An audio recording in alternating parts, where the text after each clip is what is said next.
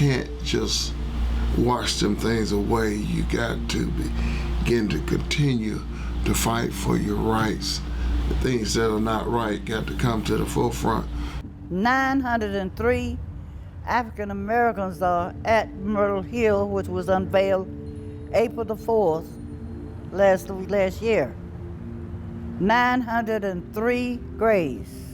And you could see out the side where it was just grave after grave after grave, side by side, and you could see where they were sunk in. Some had markers, a lot didn't have markers. These people had zero. They didn't have anything. If anything, all they have is their grave now.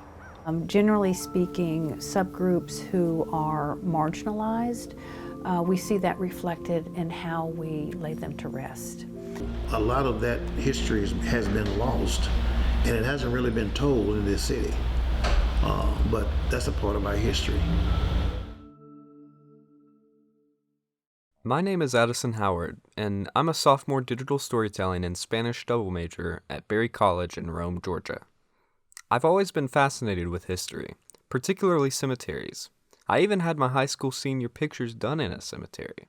It's not in a punk, rebellious way that trivializes the sacred. For me, cemeteries are a peaceful place to reflect on how short life is, and how communities remember their dead. To be fair, the cemetery also had a beautiful backdrop of Lookout Mountain, a peak in my hometown of Chattanooga, Tennessee. In addition to studying burial grounds, I enjoy researching my own family tree, and also learning about the history of different cultures.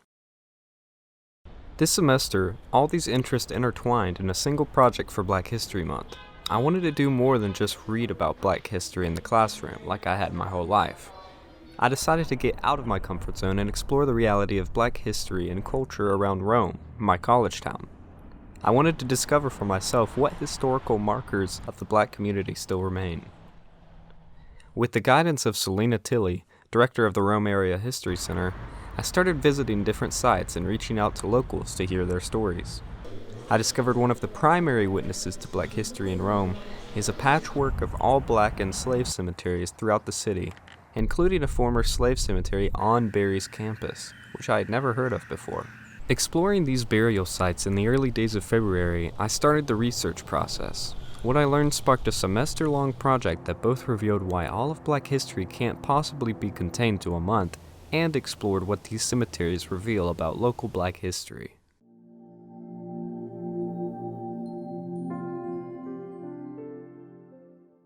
One of the first cemeteries I visited was the ZUBER Cemetery, located at the end of Willow Road, a gravel stretch not far from Model High School. It's a private, all-Black enslaved cemetery hidden back in the woods with marked and unmarked graves dating back to the 1800s. Right now, it's not open to the public, so I called Solomon Boone Jr., a land manager and descendant of some buried there, to gain access and learn more about the grounds. At that time, it was known as the Negro burial ground.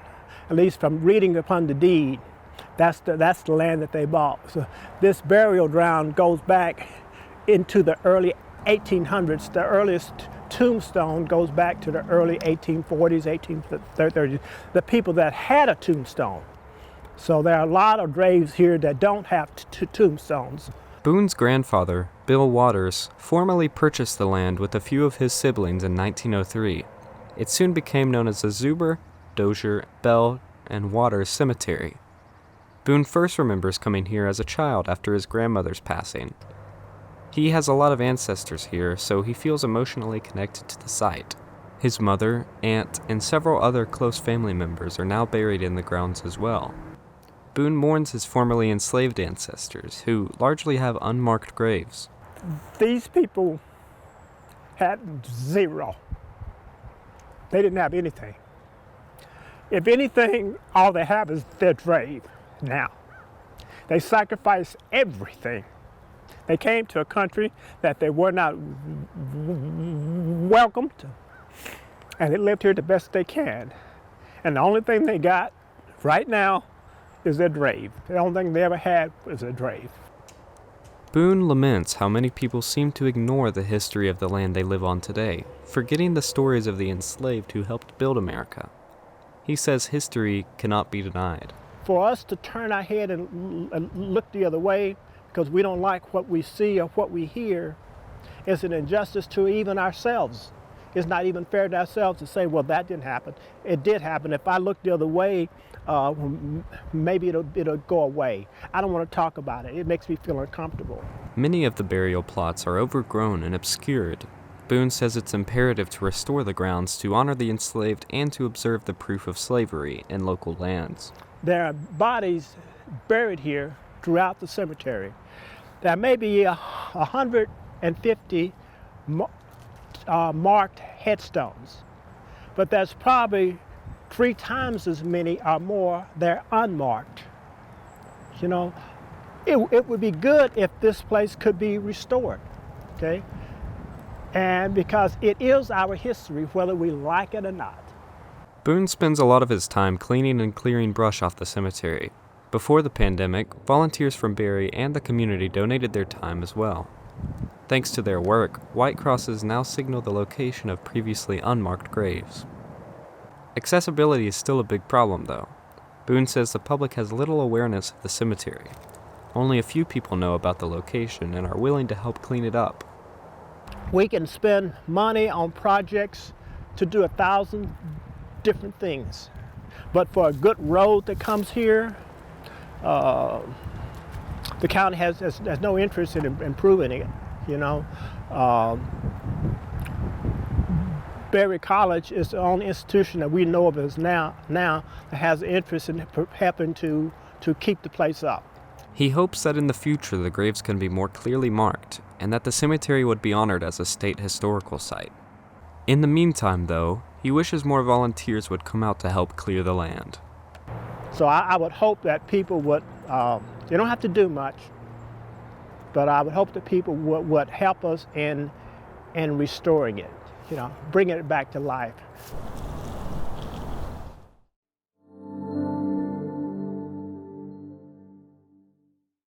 The second cemetery I visited was the old Eastview Cemetery, located where East 2nd Avenue turns into Collier Springs Road near the heart of Rome. Right off the quiet street, a short gravel road leads to the 100-year-old 16-acre burial grounds. Pat Milliken, a local genealogist working with the Rome Cemetery Department, rediscovered the cemetery while searching for the grave of the first Black American from Rome to die during World War II. I came across an article and it said first Negro dies in Floyd County, or from Floyd County dies in World War II. Further investigation revealed this soldier as Charles Jackson Jr., a Navy private whose ship was bombed off the coast of Algiers in Algeria.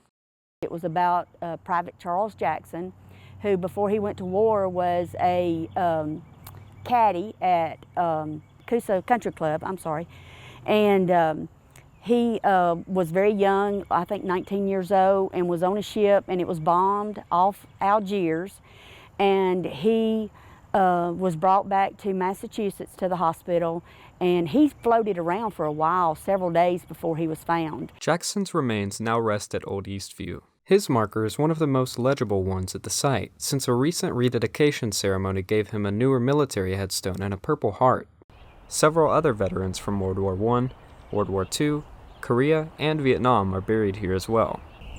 However, when Milliken rediscovered the cemetery, it was neglected and overgrown. I could not drive up the road without branches hitting the front of the windshield, and all the way up, and you could see out the side where it was just grave after grave after grave, side by side, and you could see where they were sunk in. Some had markers, a lot didn't have markers. Before the COVID-19 pandemic restricted off-campus volunteering, Berry students worked with Milliken to help restore the site. Students from Berry have come out here for their freshman day and have helped clean and pick up, and they got real excited because I gave them the job of hunting for tombstones or for the markers, and they would get so excited when they found them, and they really enjoyed that. Despite this, there are still hundreds of graves at Old Eastview marked only by nameless fieldstones.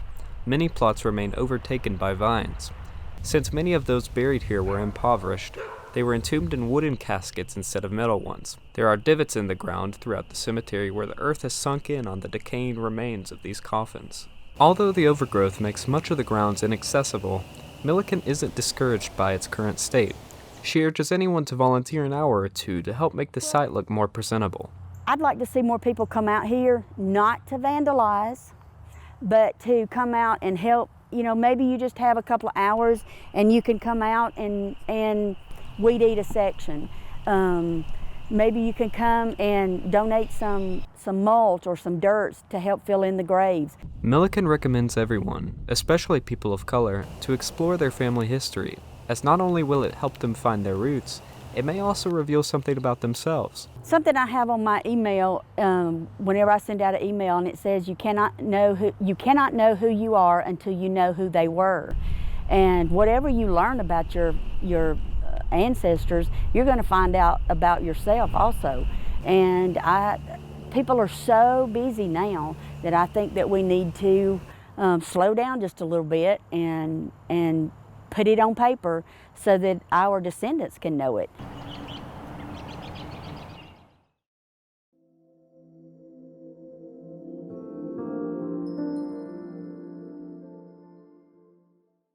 Another cemetery I visited, Myrtle Hill, is the second largest in town, the final resting place for over 20,000 Rome citizens since the 1800s. Myrtle Hill is perched above the city, overlooking the confluence of the Etowah and Oostenaula rivers. Since Rome is so flood-prone, city planners in the 1850s decided to inter the deceased on this hill. Hundreds of Civil War soldiers rest here along with politicians, veterans from other wars, founders of local businesses, and a former First Lady. Most of those buried here are white, but towards the back corner of Myrtle Street and Pennington Avenue are the graves of hundreds of black people. I had the privilege of speaking with local civil rights activist Levada Dillard about this section of the cemetery. 903 African Americans are at Myrtle Hill, which was unveiled April the 4th last year. 903 graves that have been hid since the 1800s. That's the Emancipation Proclamation. Dillard says there are many well-known black figures from Rome's history buried throughout the cemetery. The famous newspaper, the Enterprise, that everybody been looking for, talking about, the author, the publisher of that newspaper is at Myrtle Hill. O.W. Curtis, the owner of Funeral Home, he buried Michelle Obama's great-grandmother in Kingston. He's at Myrtle Hill. Dillard praised the work of educator Mary T. Banks, who founded Rome's first black elementary school and taught there for decades. Dillard also mentioned Dr. Robert Brooks, another prominent figure buried on Myrtle Hill. Dr. Robert Brooks from Five Points built the black hospitals so his patients could be cared for. He, his wife, and his son are buried at the top of Myrtle Hill. Much to Dillard's dismay, as of April 2022, there are no official markings or signs that indicate or memorialize the importance of Rome's historic black icons at Myrtle Hill.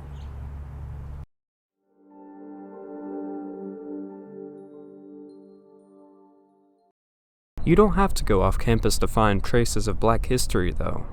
Dillard and Milliken also told me about a cemetery of freed slaves on Berry's campus, in the FREEMANTOWN Cemetery. Other than Martha Berry's grave, I had no idea there was a gravesite on campus, so I drove up and found it behind Windshape's FREEMANTOWN barn.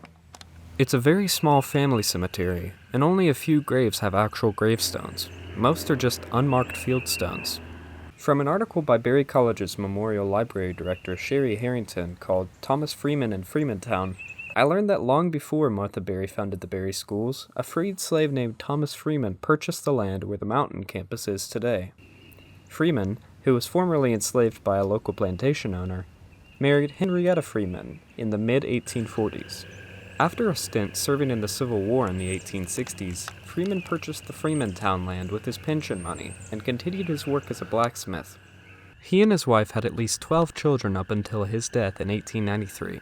His wife later died in 1923. Both are now buried in the Freemantown Cemetery. In the early 1900s, the Berry family began to buy up more land in the area, including most of Freeman's land from his wife and descendants. Although records show that the Berry family did pay for the land, there is still much debate among living descendants about whether the black residents of Freemantown were actually paid fairly. Regardless, much of this story remains unknown to the students who live on the surrounding land today. The Freemantown Cemetery is accessible, but located far from the campus hub.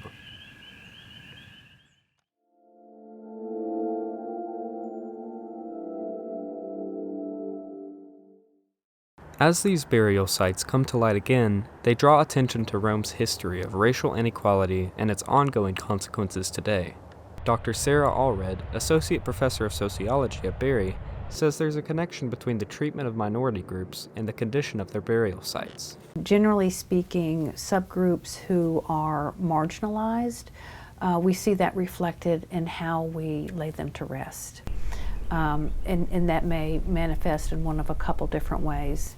Either their markers are, they don't identify people by name, or there's significant missing information, or we can look at how they're maintained and kept up. This is true for what some people call convict cemeteries.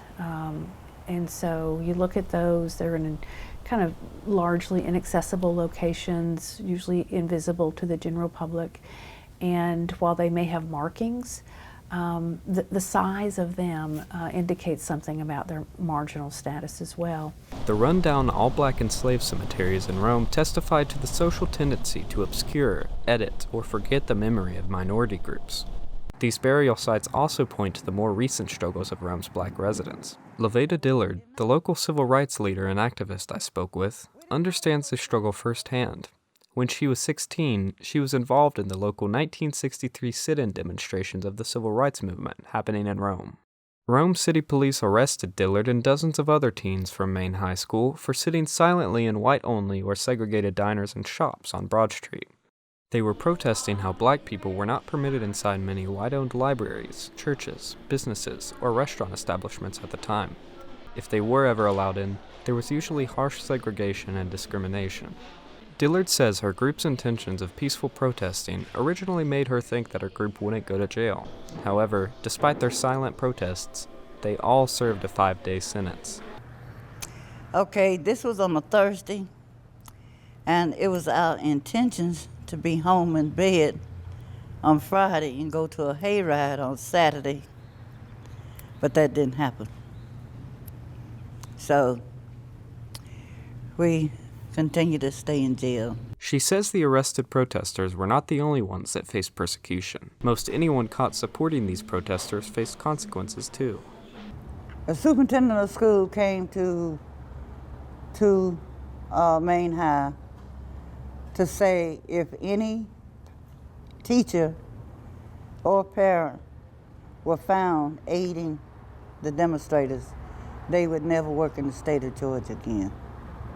So these are kind of threats. According to Dillard, even after the city began to desegregate, she still experienced a lot of hatred from white nationalists in Rome. She learned to deal with it and turn the other cheek. But I have been spit on and called the N-word by a 3-year-old child who was sent out the house by the parent to do it. And I just smiled at the child. The child just thought, and when the child did that, the spit was so long she couldn't even suck it back up.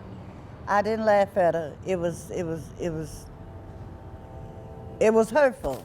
There are some things that were hurtful, but you quickly get over with them. You don't have to hold on to everything forever. After the 1963 sit-ins, Dillard dedicated her life to advocating against such injustice and inequality. Today, she's the director at the MLK Legacy and Leadership Academy, a member of One Community United, and various other organizations in the city that promote equality. In fact, her decades of community involvement earned her a key to the city of Rome and allowed her to create the Freedom Gardens, a small venue area next to the Carnegie Building on Broad Street, dedicated to the original demonstrators. I felt the jail demonstrators could appreciate being recognized for something that they did that broke the barrier. Before the pandemic, the garden hosted many events and celebrations since its grand opening in 2007. They even celebrated the life of Michael Jackson after his passing in 2009. We have celebrated Michael Jackson at Freedom Garden upon his death. We celebrated his memory. We brought music here. People sung his songs. They danced. Everybody did a solo. And people came walking. And it was just wonderful. Unfortunately, though, even the spaces dedicated to Black history are small and sparse. The space has no marking or signage on Broad Street.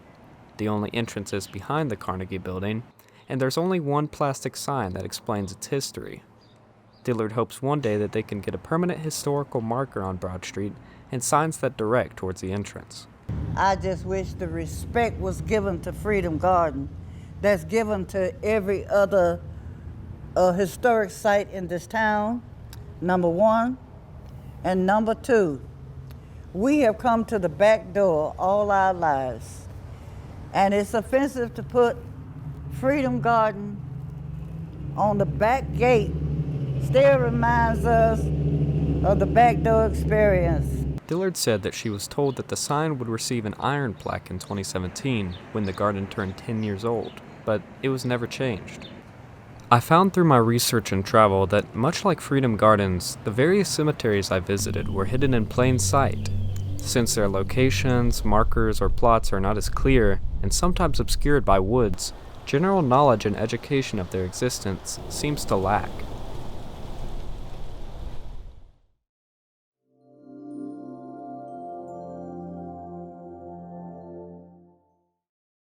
Nevertheless, Black culture is not in the grave.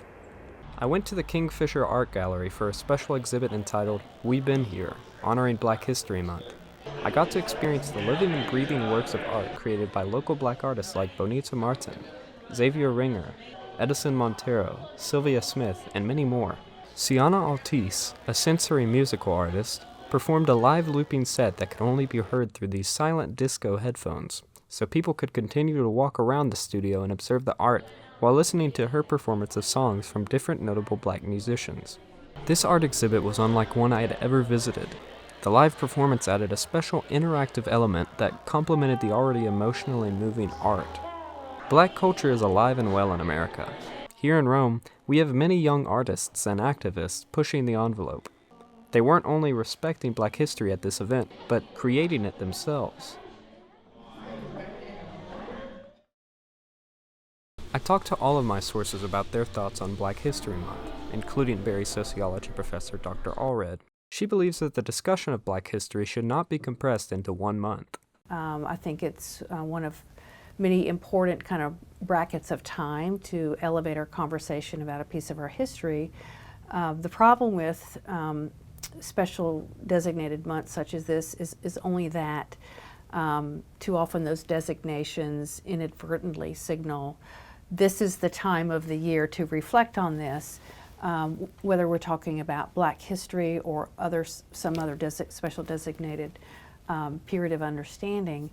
It's American history. Dr. Allred also believes that regardless of race, everyone deserves a respectful place to rest after their death that can be easily visited and seen. None of us have to prove our worth by doing good for the country and so forth. They should be honored just because they're part of who we are.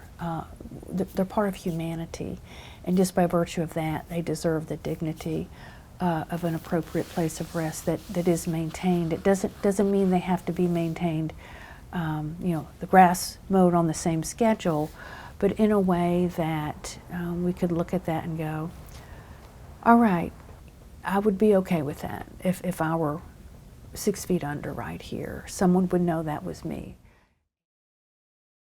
Bill Collins, first Black mayor of Rome, a city commissioner, and owner of Collins Auto Cleanup, agrees that Black History Month is too short, and it should be incorporated and merged more into American history. He also said it was a long fight that came before him which allowed him to be a business owner. We always get the short end of the stick a lot of times. And then there it is, history is being made year-round. If anything, it should be a Black History Week of every month. It's so much history out there, and the struggle was tremendous to be able to sit here in a business like mine Collins believes the story of slavery and racial discrimination in America cannot be shunned, and that although the topic may be uncomfortable, the truth still must be taught in schools. It's just as important as it was to read about the discovery of America. And it's just as important to know how America became to be what it is. It's just as important to know that the Constitution was written equally for all men. So, yes, those stories need to be told. All stories need to be told. Why would you try to whitewash something that's plain as day? He says that despite Black History Month being the shortest month of the year, it provides a great opportunity to celebrate equal justice icons. You can't just wash them things away. You got to begin to continue to fight for your rights. The things that are not right got to come to the forefront so they can be changed. And to me, Black history is to celebrate all of the ones that came way before me, and even during my time, that have taken time out to recognize the wrong to try to make it right. Collins also agreed that it is important to highlight all Black enslaved cemeteries year-round, and commended the work of Levada Dillard honoring the Black sections of Myrtle Hill by bringing them to light. Then you got the work of the Miss Levada Dillard that's doing a great job of recognizing all the Black sections of Myrtle Hill Cemetery that's got the heads of the Samaritan Hospital that was on 5 Point buried in that area, and the other great Blacks that came along, doctors, etc., that are buried there, and we're getting all of those documented. Charles Love, a community activist in the city, also discussed the impact and influence of Black history in America. Black History Month is a time to focus on the contributions that African Americans have made to the American culture. And oftentimes, or for times past, that hasn't been a focus of discussion. African Americans have been an intricate part of America. In fact, they built half of it. As slaves, as indentured servants, as leaders. Love mentioned how a lot of Black history has been lost or destroyed, and emphasized how important it is to conserve whatever we have left. I do know that there was a Black cemetery, not really a Black cemetery, but there was a Black section of a cemetery that was located in what is now North Broad. When they were building North Broad, when they were excavating, they actually dug up some caskets and headstones down that street. So and a large part of that cemetery was Black. So, and over near 5 Points, there was a Black cemetery. That has now been gone. Over in other areas of the city where there are housing developments, they're discovering fragments of headstones that were African American cemeteries. So a lot of that history has been lost, and it hasn't really been told in this city. Love also talked about critical race theory, a newer, somewhat controversial approach to educating students about the intersectionality of race and injustice in America. Many states are trying to ban discussion of critical race theory in the classrooms. Love believes it is synonymous with American history, and it has become excessively politicized. You have a lot of discussion around critical race theory, and people's resistance to that. And it's really American history. It's not critical race theory. It's just American history. And I believe it would be more accepted if you just said it's American history. And these are the contributions that people made. Unfortunately, it's not like that. Love said it is important for the youth to engage with the history of America, although it may be treacherous. He says the best way to learn is through personal interactions and conversations with those who are different from you. Get to know someone different that is of a different race than you are. Older, sit down and have a conversation with them, or just get to know them, because we have a shared history. Or have an open mind about what you see now and understand people better. Most people who are not exposed to situations, are not as educated in terms of race, they see color before they see a person.